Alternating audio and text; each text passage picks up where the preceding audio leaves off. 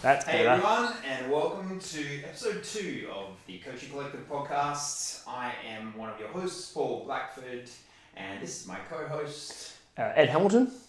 and we'd like to welcome you to our second episode. Today, we're going to dive into what coaching means to both of us, and I think I'm going to kick off by asking Ed to start. I was going to ask you. Oh, I'm good to go. Well, you go. You go. But Okay.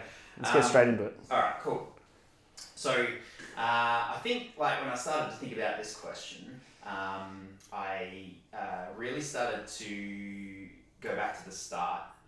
So for me, that's actually prior to fitness. That's back into when I was in the IT world and starting to figure out what I really enjoyed about my career, which was people. And I did a degree in computer science, which was a very technical vocation. And when it came down to it, it wasn't until I moved into a sales role where I was dealing more with people on the daily that I realised it was the interaction with those people that really was the part of the job that I enjoyed. The IT in the end just was a means to an end. That interaction started to dig a little bit more into that, and it was when I was taking juniors under my wing, taking them into the greater, wider world and showing them the ropes that I started to develop some of those skills as a mentor and a teacher in that space.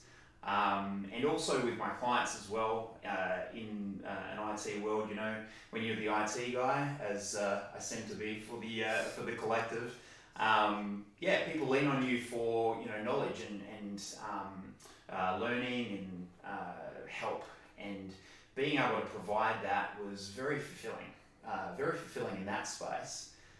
So when and that's a very long story I'm not going to go into today, but when eventually I was moving from that career in IT to a career in fitness, I had my eyes on my lovely wife Dawn and her vocation as a GP, as a doctor, and I saw the impact that she was able to have on people's lives on the daily. Such a massive impact on something that's important to people, which is their health. And that really started to form what that coaching role means to me, because I made a choice at that point to move into the world of fitness, and that vocation being more aligned with people's health and helping them understand more about their bodies and how they can have control and have a positive impact on their own world. So that's kind of like the start for me, and it definitely goes deeper. And I think maybe before I go on a little bit more, why don't we have I would say, would you then, if you're going to dive into that a little bit more, but in encapsulating that small part of it, it's summary into what coaching means to you is to be an educator, Yeah. Would you summarize it like that? Like that's the part of coaching for you, the education side of and again, it's a big part of what we're doing with this is to continually seek to grow, to be able to continue to give that growth to. Well, I guess that's exactly what I do with my clients. Yeah. Is I take my experiences and my values and my knowledge, and I share it with them in the hope that they grow and become better. And so coaching to me is really about enabling other people through education and shared experience to be better versions of themselves, and show them that that's an important thing, and it's worthwhile. And that came from all the way back there. I remember very specifically there were people that I worked with in the IT industry who were fresh and young and unwise. Being able to take those values, take that knowledge, take those experiences and show them, and just see their reactions to that, and just see that there's a a great big world out there that they have complete sort of freedom to go and you know, grow within. You know? And that's my clients on the daily. You know, like when every single day when a movement they've been doing for 6 years is still something that they can learn from, and just through a particular cue or. I think that also falls on us, because like it could be a movement that we have learned how to cue better from our own experience. The same thing that you were saying, right? Like it's that, and I mean that's it's a little bit off side, but like it's getting to spend that time with your clients, like is where the growth obviously happens. You know what I mean? And that's like a big thing. I think we spoke in the first episode, like just having that time with people is just so important, and it's the journey that you go on with your clients is where the work gets done. And I think that's a big thing to, not a hard thing, but like the stereotypical stuff, you see out there. And like we said, hopefully we can be a little bit of a small voice in cutting through some of the haze, which is like the 6 weeks this, the 3-week challenge, the get shredded in XYZ. It's like, it's not where the growth happens, but it's also not where you can give the education. Right? Like it's the quick fix, it's that stuff. And I think, you're saying, you can see, because you're with that same client, you can also see in yourself your own development as a coach. It's a combined journey. Yeah. 100% combined journey. Because and I say this to my clients, every single session I do with them, I take something away as well. I've learned something. And, coaches out there, whenever you get your hands on another person's body, that's new inputs into your machine, your engine, and your understanding of what, a particular movement can do, or what a particular approach can do. A cue, everyone works in a different way, understands and learns in a different way. So, adapting to that is your growth as a coach. And that's all part of it. Yeah. I think that's, and it's going to kind of be something that I'll talk about as well, but like the point of this whole concept that we're working on being like the coaching collective is like, what does coaching mean to you? Like there's all the aspects of coaching, right? Like all the bits and pieces that we spoke about last week that people can be overwhelmed with. But when it comes down to the actual, you went straight to the point, like it's educating. It's the craft of this in-session thing with my clients. Like coaching, you didn't, state like it's the, my Instagram page, or it's the, this thing that I can do and have, what are they, influencers, right? Like it wasn't even, it's not that word. It's like learning, education.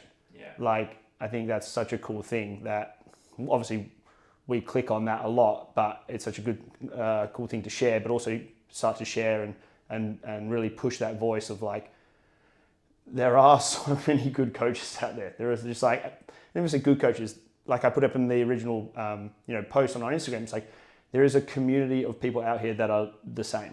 Yeah. That have the same good values and drive. Yeah. And sometimes it is, as we spoke about in the first episode, it's sometimes just that lack of education because of the stuff that we already spoke about. So it's like, if you haven't listened to the first episode, please go back and listen to the first episode. But it is that. It's like there's so much good intent. Yeah. And I think if we can be that network and support to provide an ounce more clarity around the education and provide some support in that space, we're going to keep more good trainers in the industry. Yeah. And that's what, drives us and myself, is like that craft of coaching. Yeah. And it's just, what does coaching mean to you? Okay, coaching, like what does the coaching part mean to you? Yeah. Not the business side, not Southwest Fitness, not Odyssey Southwest, not whatever it is that your business is called. It's like, what does coaching mean to you? Yeah. And like, it's just such a big passion for both of us that it's a conversation that I could have with any coach. Yeah. And I would love to hear all the different, reasons or thoughts, and probably more likely than not, we're going to get the same answer, which was pretty similar to like, I just love helping people. Yeah. And it's like, well, man, there's so many good people out there. Actually, hearing some stories from other coaches about their origin story, I guess, or because that's a big driver, I think, for what coaching means to other coaches is, where did that come from? no one jumps into the industry. Well, maybe there are coaches that do, but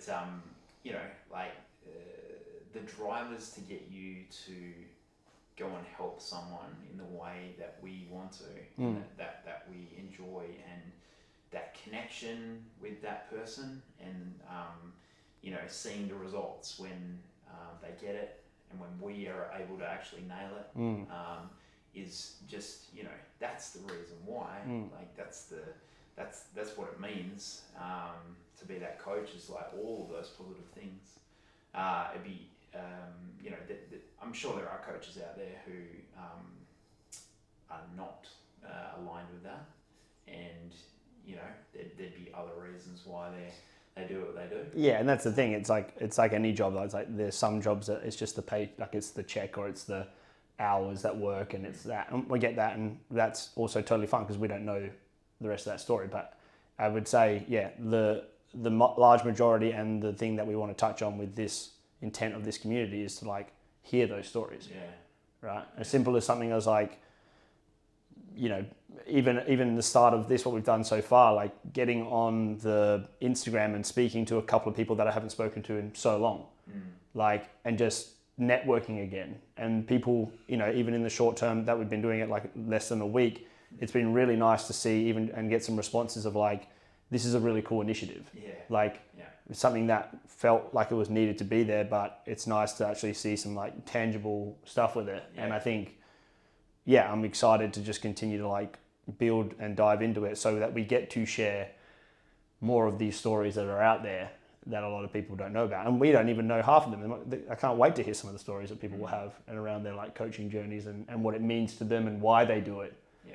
Like it's like anything. It's like, why did you fall into this line of work? A couple of weeks ago, we had a coaches meeting at the movement where Eddie and I are based for our training, and one of the things that came up was like the importance of those meetings. And one thing that was said like pretty much by everyone was I'll call it the social catch up, but it's the connection. It's the connection between the coaches, that common space or common goal that we all have to be helping all our own individual clients, but just in a combined effort to make that space is what it is, or at least a big part of what it is. I really frothed on that, and just hearing that it's important for us to do this and actually be connected as coaches in our common meetings, common drive. I think that was a really good outcome of that question. Rather than super practical, but there was actually more on that emotional side for support for each other, and albeit ad hoc, but education. But and also like another one of those experiences was having the conversations even about starting up this. We haven't even really started it yet, but we spoke to Rowan Field, a coach at and trainer out at World's Gym in Busso, and straight away it's like, cool, that's all. It sounds like a great idea. I'd love to like be a part of it. And then it sparks the conversations of like, why don't we train together? Okay, cool, let's train, because exactly what you just said then, like there is a common denominator that joins all of us. Yes, it is that, but it's also like the training aspect of it, right? Like as a coach, like, and instantly as we caught up, we were like, we would love to, I've been in this industry, like I said, over 10 years, you've been in it 7 years. And it's like, just that drive to want to keep learning. We're like, you take us through a bodybuilding session.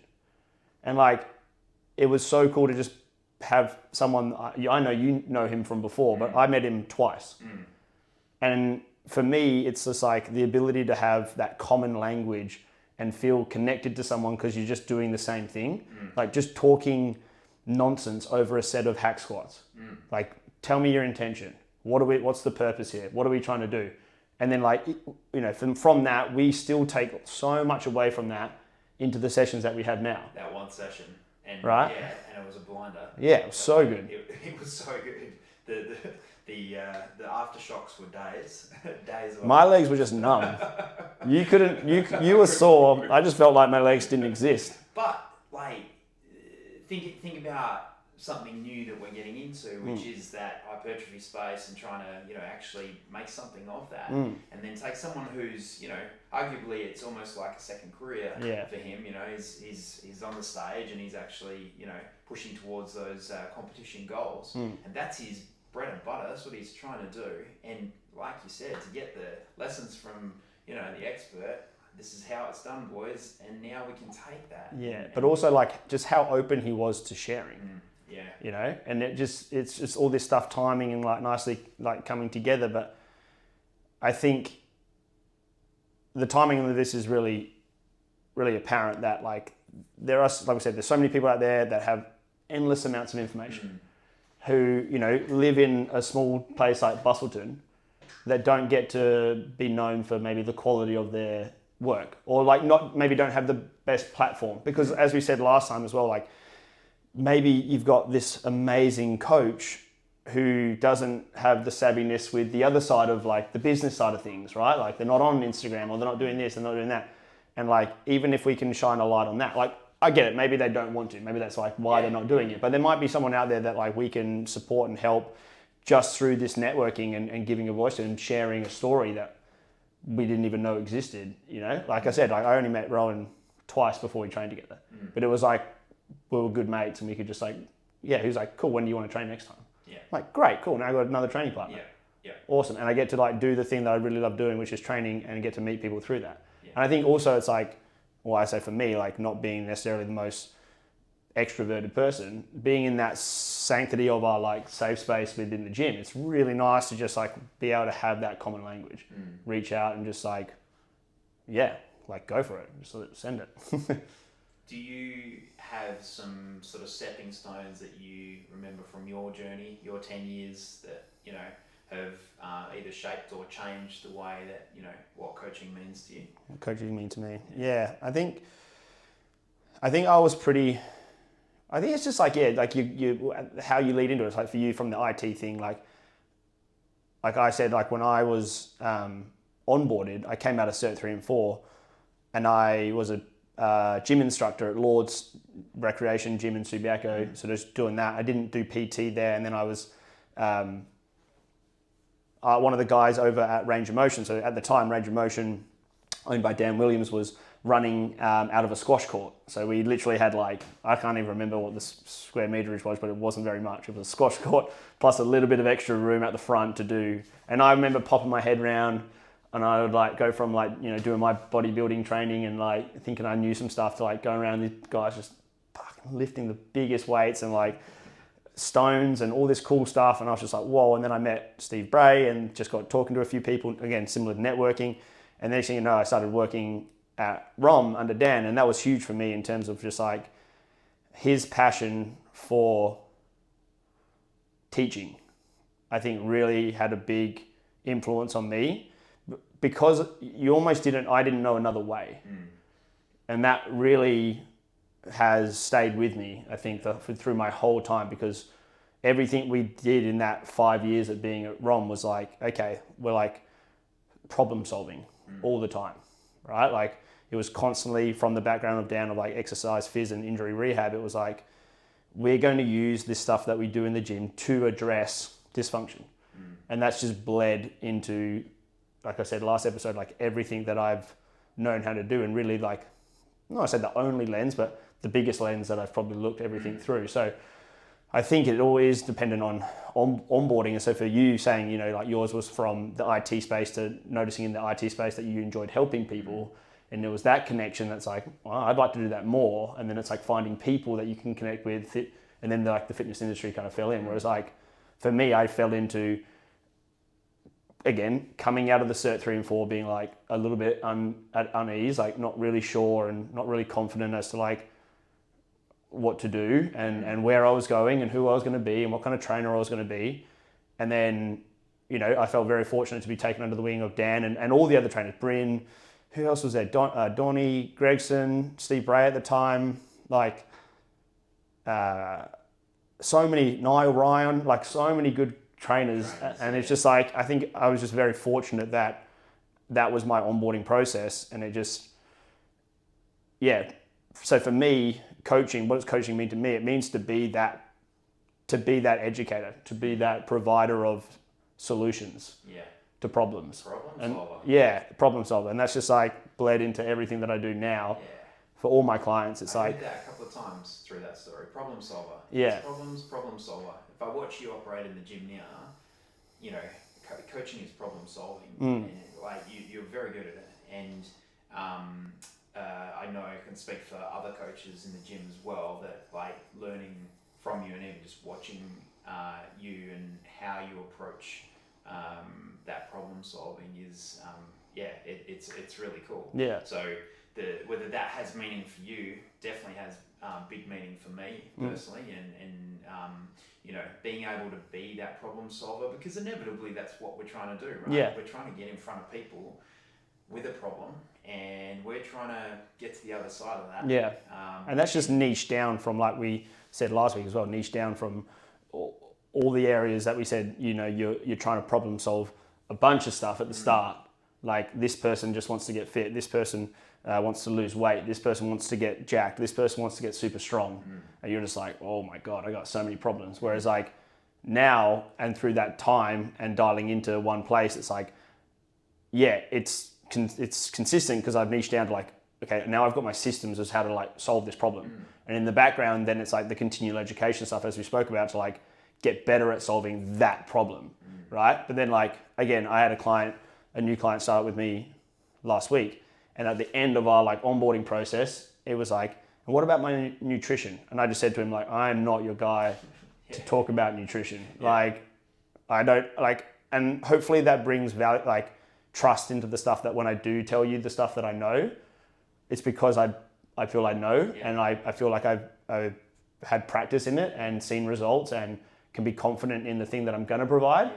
But I'm not going to try to stand there and be like, educate you on something that I have no idea about. And also, like, I want to say not like I wish I could help him, but I've spent my time trying to be really good at one thing. And that's, you know, I think it would have been from podcasts I listened to ages ago from a Ben Bergeron. I was like, believing that you can be world class at one thing.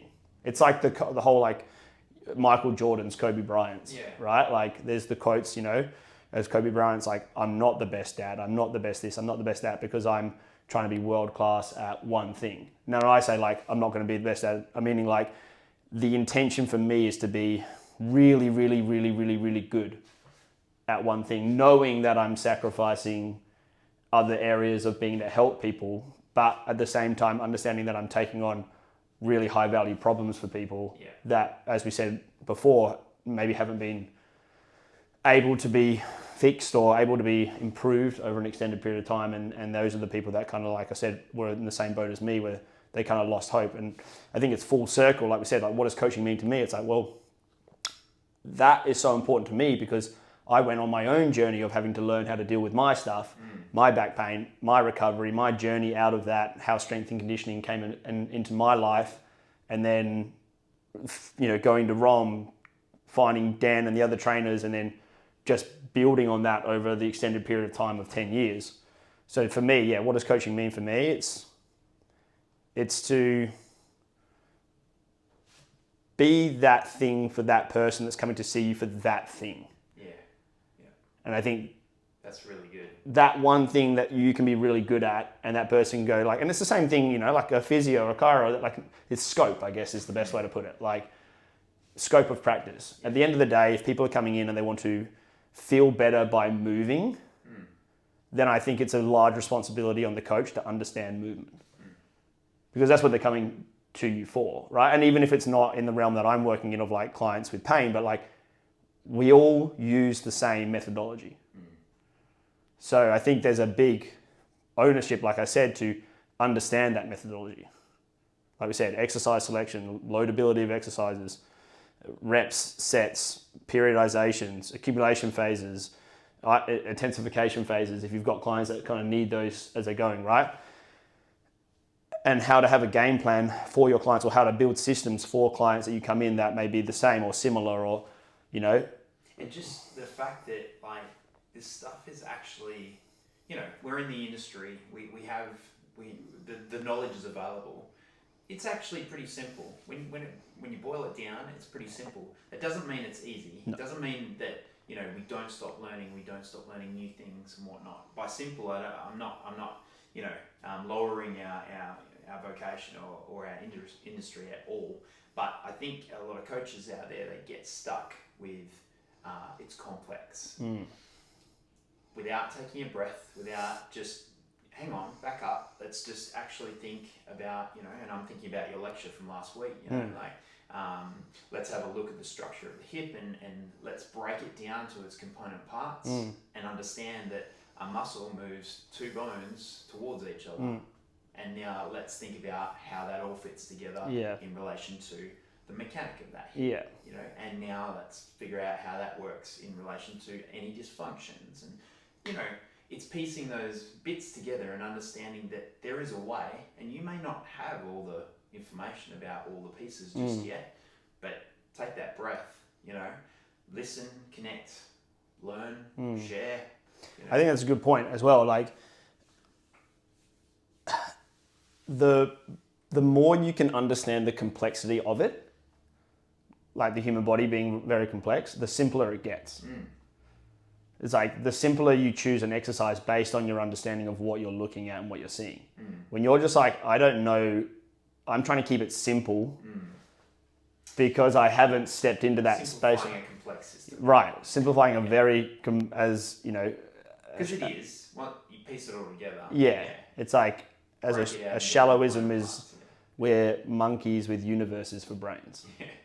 Which is very true. Like this thing is so complex, and I think a lot of times, like you said, people want to simplify our industry, and that also comes back to things we said at the start, where it's like 3 weeks to get fit, like 6 week abs, right? It's like 6 week abs. It's like I don't know if that's ever worked, but yet, from marketing and all this stuff, and it's just the whole thing of deprofessionalizing the space, the fitness industry space, because then someone's going to come in and see you and they're going to go, do you do like a 6 week challenge or something? Or like, can I get shredded in 6 weeks? Have I just put my foot in it by saying that it's simple?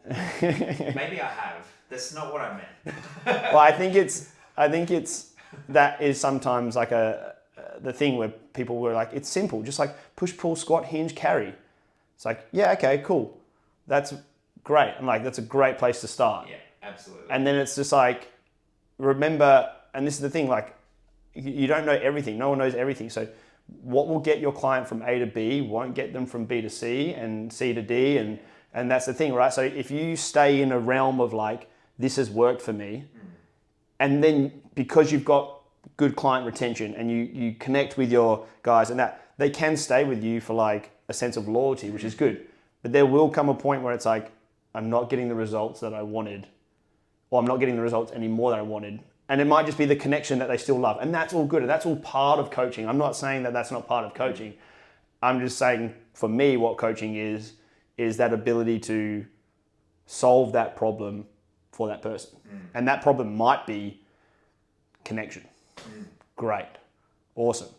Like, that's good. Your connection with them.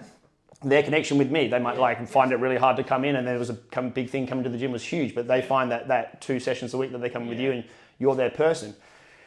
And if you then dive into that, then you've got to understand, okay, how do I become more skilled in this maybe more holistic approach?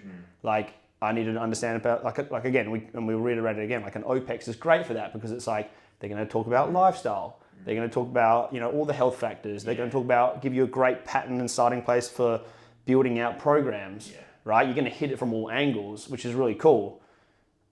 It's just, again, when it comes back to like, you've got one client like that, and then you've got one client with a shoulder injury, and then but you're staying, like you stay in this like little bubble of simplicity, things become complicated because you're either not niching down or you feel like you have to learn everything.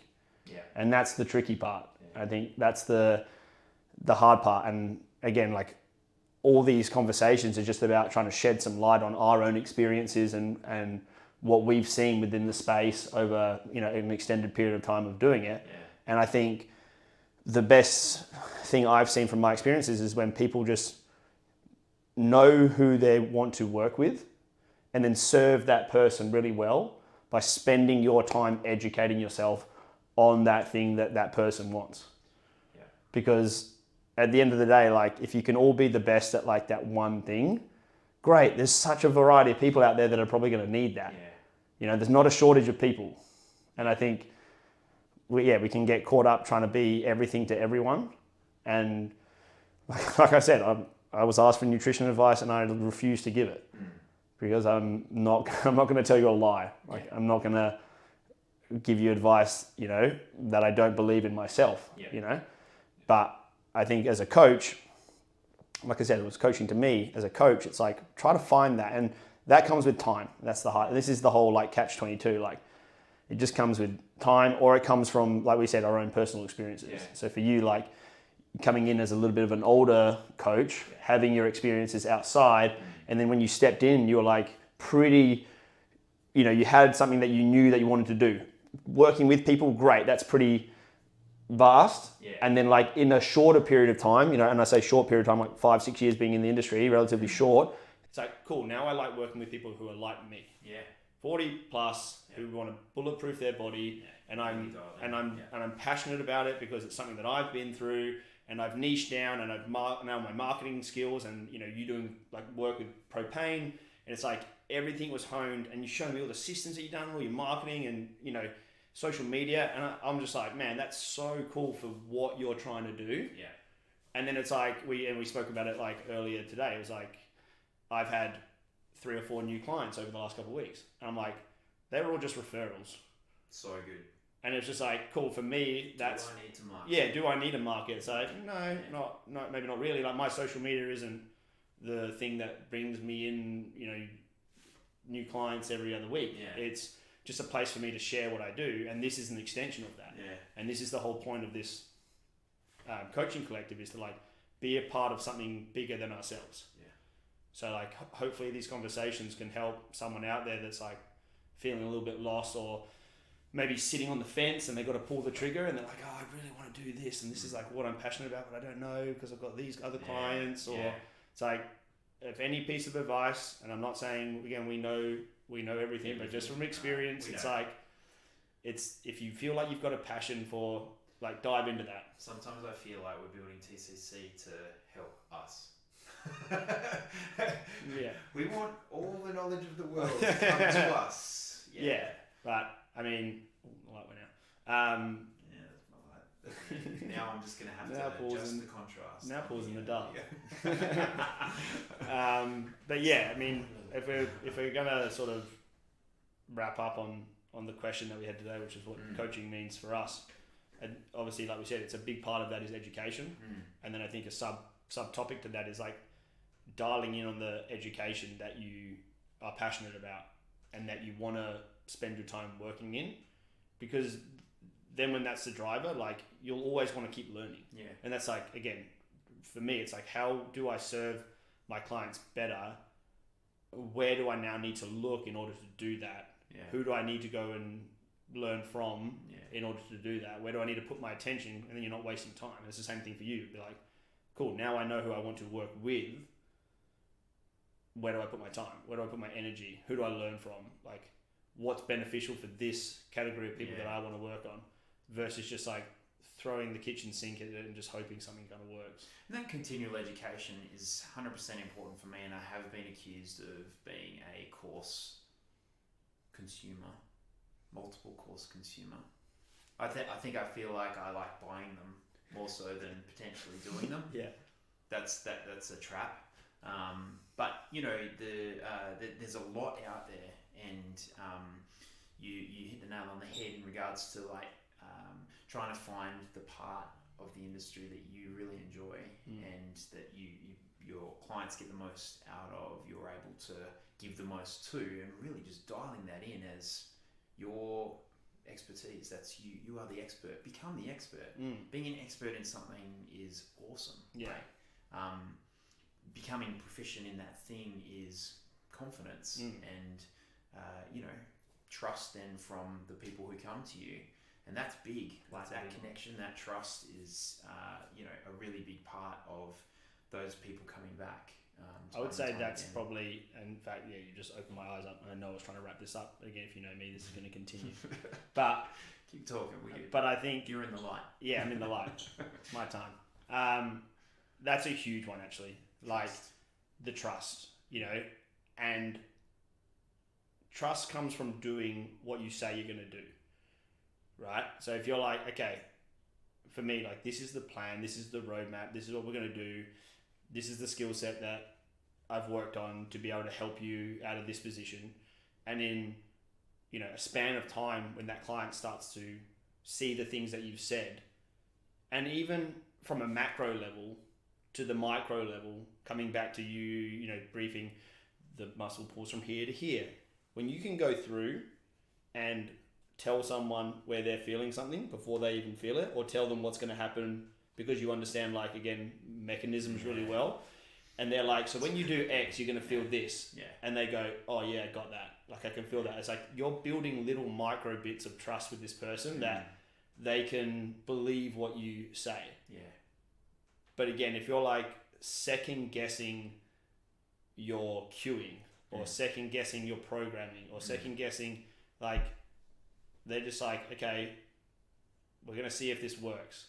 And there'll be times when it's like, I'll get a little bit stumped, or it's like trying to dive back into some of the resources that I've used and the education that I've had. Like, you need to dive deeper sometimes as you need to go into it, but it's always through a thought process and a framework, versus just like, oh, okay, well, the first thing I knew didn't work and now I don't really know where to go.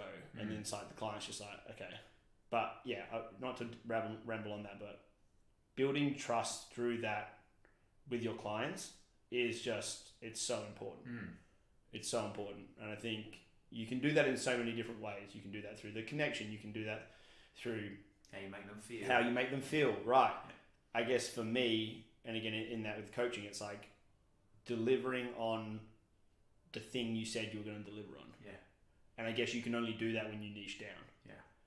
Because again, if you say you're going to be, I'll track your food, and then I'll track your sleep and your water intake, and you don't have the systems in place to scale that, and then you get busy, and you're like, things drop off, and then you're not getting back to your clients, and then they're not checking in, and then you're like, that's the big one, and that's why companies like, which keep talking about, like an OPEX or something like that, would be really good, because they give you the systems to do that. They give you like the know-how to be like, okay, you got 20 clients, this is how you're going to do it. You got 50 clients, this is how you're going to do it. This is how you're going to organize, lifestyle check-ins and workout plans and communications with your clients and all that stuff. I think, the continual education stuff, the trust with your clients, niching down, all those things. But first things might be just touching in with this podcast and being like, what does it mean for me?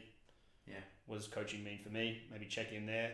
You mean you want to hear from some of the crew? Well, just everyone that listens to this podcast, like, just if you're thinking about what you want to do, just check in, maybe ask yourself that question, like, what does coaching mean to me? Yeah. What do I want to...